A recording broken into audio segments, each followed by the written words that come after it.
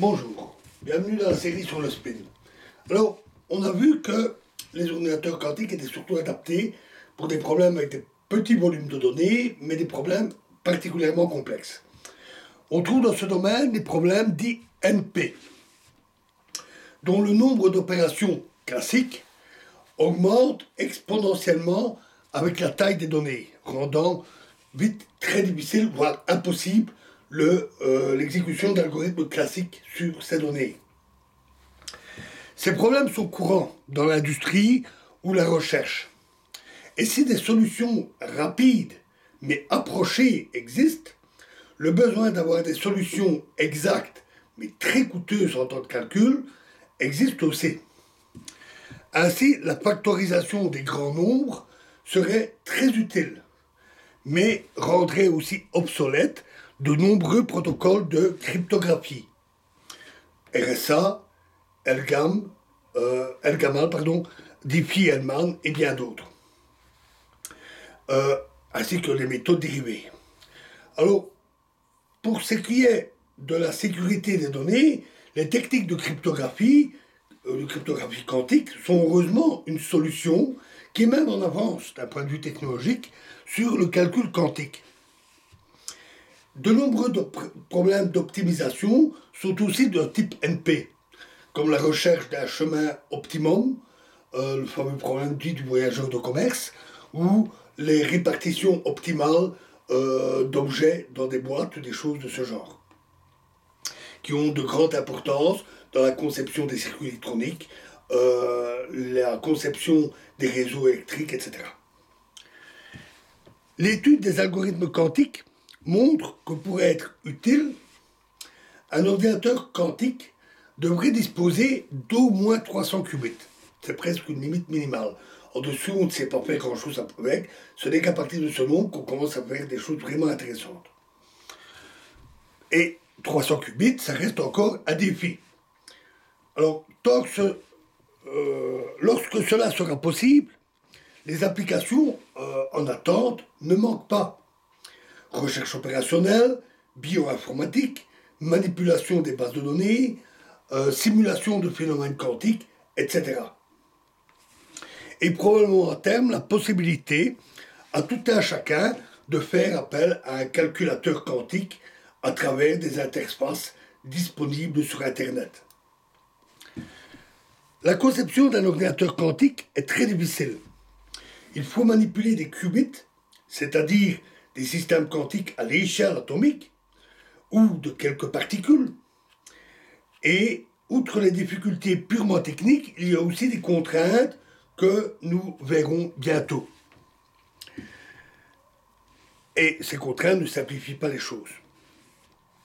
On a vu ainsi la création de petits prototypes de quelques qubits depuis le début des années 90.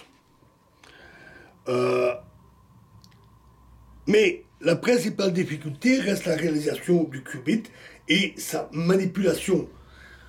C'est bien de pouvoir créer des qubits, de pouvoir les conserver, mais il faut aussi pouvoir les manipuler. Les réalisations peinent encore à sortir du laboratoire. Ainsi, en 1998, IBM a présenté le premier calculateur à 2 qubits. L'année suivante, il passait à 3 qubits. Et l'année d'après encore, à 5 qubits. Toujours IBM, très actif dans ce domaine. Il y a quelques grands acteurs comme IBM, Google et quelques autres, ceux qui ont les moyens. IBM, très actif dans ce domaine de recherche, a créé en 2001 un ordinateur quantique à 7 qubits, mais son fonctionnement ne dépasse pas quelques minutes. Après, les qubits perdent leur propriété.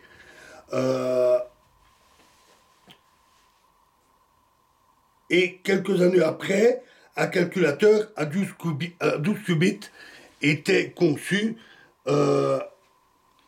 Et en 2014, un circuit à 14 qubits était réalisé, mais toujours avec les difficultés de fonctionnement. À l'aide de ces prototypes, la validité et l'efficacité des algorithmes quantiques, tels que l'algorithme de Shor, ont pu être vérifiés. Alors face aux difficultés pour fabriqué expérimentalement un ordinateur quantique pour contrôler et maintenir le fonctionnement des qubits. De nombreuses approches technologiques sont explorées.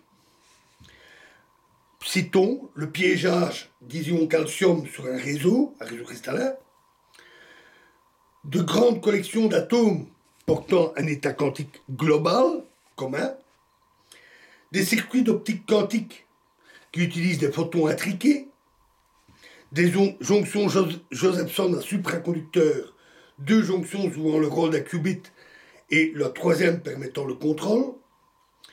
La résonance magnétique nucléaire a été utilisée, les condensats de Bose-Einstein, des cavités résonantes optiques ou micro-ondes, ou des puits quantiques, ce sont des microcavités réalisées dans des circuits à base de silicium ou d'arsénure de gallium,